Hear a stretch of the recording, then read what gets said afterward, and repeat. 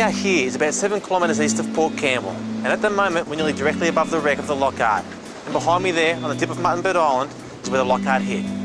That was on the 1st of June 1878. It was 5 AM in the morning, it was the middle of winter, and it was pitch dark. Now, the night the Loch Ard hit the reef here at Mutton Bird Island, the crew and passengers had been celebrating the end of the voyage. Within just a few days, they'd be on dry land for the first time in 3 months. Now, the Loch Ard was built in Glasgow in 1873, and she was a 3-masted iron clipper captained by the 29-year-old Scotsman named Captain Gibb. She weighed 1,696 tonnes, was 80 metres long, 11.7 metres wide, and her mast stood 150 feet tall. And on board her, there were 17 passengers immigrating to Australia from London and 37 crew. When the Loch Ard hit the cliff here, nearly all the passengers were asleep. And they were thrown into the water wearing nothing but what they had gone to bed wearing just a few hours before. And when she hit the cliff here, nearly instantly she had waves breaking over both sides of her. She had waves breaking over her port side from the sea smashing down upon her, as well as waves landing on her decks as they rebounded off the cliffs on her starboard side. And on top of all that, her giant yard arms that were used to hold sails in position were smashing into the cliffs above her, sending down massive boulders of sandstone and smashed all over the deck as the passengers and crew frantically tried to survive in the dark. And it was because of all this that no life raft was successfully launched. And within 15 minutes of the Loch Ard hitting the cliff here at Mutton Bird Island, she had sunk to the bottom.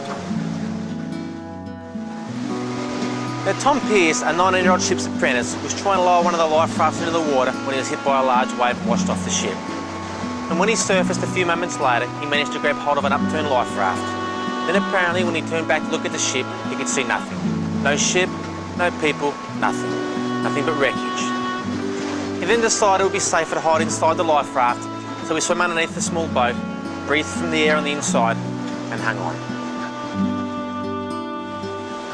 Now, the boat that Tom had been hiding under, out of sheer luck, drifted towards the only gorge that was at least half possible to climb out of. And when he made it through the small entrance of what is now known as Loch Ard Gorge, he let go of the life raft and swam to the beach. And he did all this without knowing that out here somewhere was the very cold, weak and frightened Eva Carmichael. And Eva Carmichael was only 18 years old when she migrated to Australia with her family, so her father could open up a doctor's surgery when they arrived here. But unfortunately, the only one out of Eva's family who made it to Australia alive was Eva herself.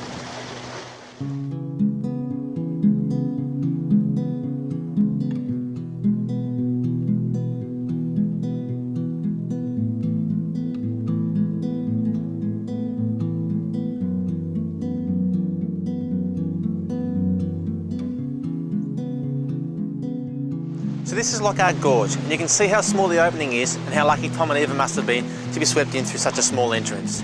For you'll see in a few minutes that either direction from the gorge here, there are countless places people could have been swept into that had no way of getting out once they were washed in.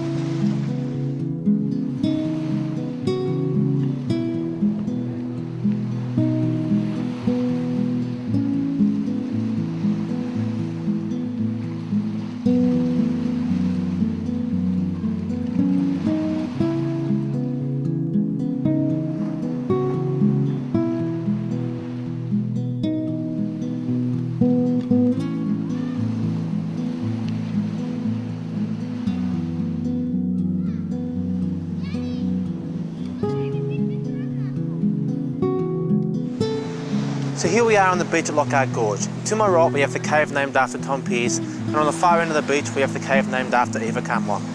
But we'll head down to Eva's cave now, because that's where the action took place.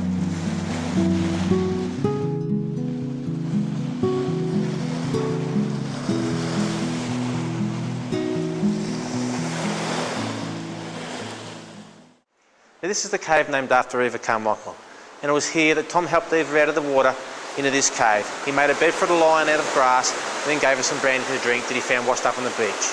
She then laid down and drifted off into unconsciousness, and Tom laid there next to her and went to sleep also.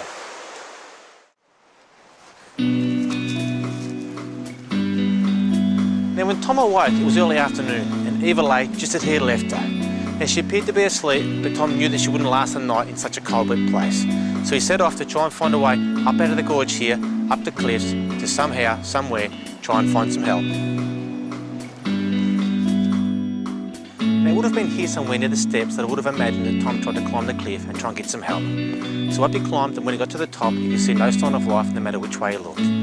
but for no particular reason he started to walk east, and after a short while found a small worn track. And without knowing where he was going, he was walking towards the small town of Princetown and the homestead of Glen Apple.